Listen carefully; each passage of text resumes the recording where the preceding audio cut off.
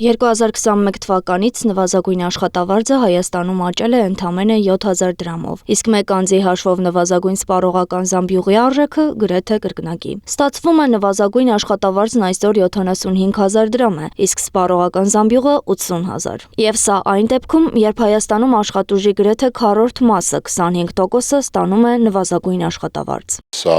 լուրջ էական խնդիր է, որովհետև սոցիալական պետության հիմնական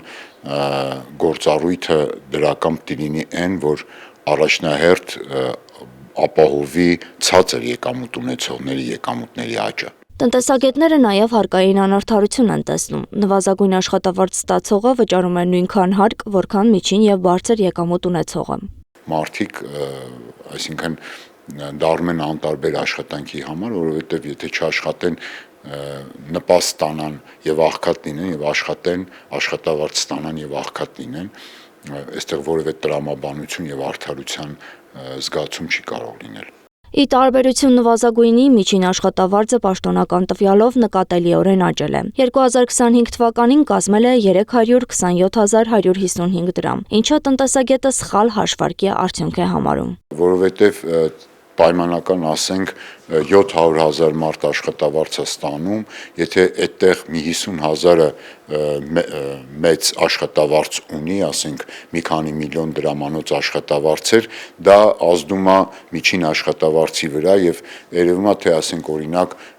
պայմանական 280-300,000 դրամա միջին աշխատավարձը, մեզ թվում է թե 700-750,000 աշխատողների մեջ կամ 800,000 աշխատողների մեջ կեսը ստանում է այդ միջին աշխատավարձը, այդպես չի։ Ստացվում է միջին աշխատավարձը բարձր է բացառապես որոշ ոլորտների հաշվին։ Մենք ունենք 13000-ավոր մարդիկ, մոտավորապես 184,000 քաղաքացի ունենք, որ դրանք անապահովության մեջ են։ Մենք ունենք էլի 10000-ավոր քաղաքացիներ, որոնք գործազուրկ են։ Մենք ունենք պարզապես ցածր վարձատրվող քաղաքացիների շերտ գյուղական շրջաններում, եւ որ նրանք զբաղված են ինքնազբաղ, գոնե իրենց ապահովելու այդ աշխատանքով, նրանց մոտ եկամուտների հետ կապված նման թվեր, որ 100,000-ավոր պարզապես գոյություն չունի։ Կոմենդանտյանը նույնպես պնդում է, որ միջին աշխատավարձը չի արտացոլում Հայաստանի աշխատաշուկայի իրական պատկերը։ Այն առավելապես վերաբերում է արտահանելի ճյուղերին եւ ՏՏ ոլորտին։ Ամբողջ ֆոնդը վճարված աշխատավարձերը, որոնք հստակ երևում են տաք սերվիս կայքեջում պետական եկամուտների, չէ, դա բաժանում է աշխատողների քանակի վրա։ Հիմա այս մարդիկ հասկանում են, որ դա որոշակիորեն սինթետիկ գործակից է, եւ եթե երկրում կան 24% աղքատներ, 23.7% աղքատներ, դա նշանակում է, որ այս աշխատավարձերի բարձրացումը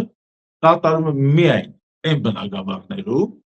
որոնք ենթադրենք ավելի արտահանելի ճյուղ է։ Բևեռացված աշխատաշուկա, աշխատավարձերի մանիպուլյատիվ պատկեր, հարկային անարդար քաղաքականություն, չընդհատվող գնաճ։ Տնտեսագետները պնդում են, քանի դեռ այս խնդիրները կան, Հայաստանում մարդիկ բարեկեցիկ չեն ապրելու։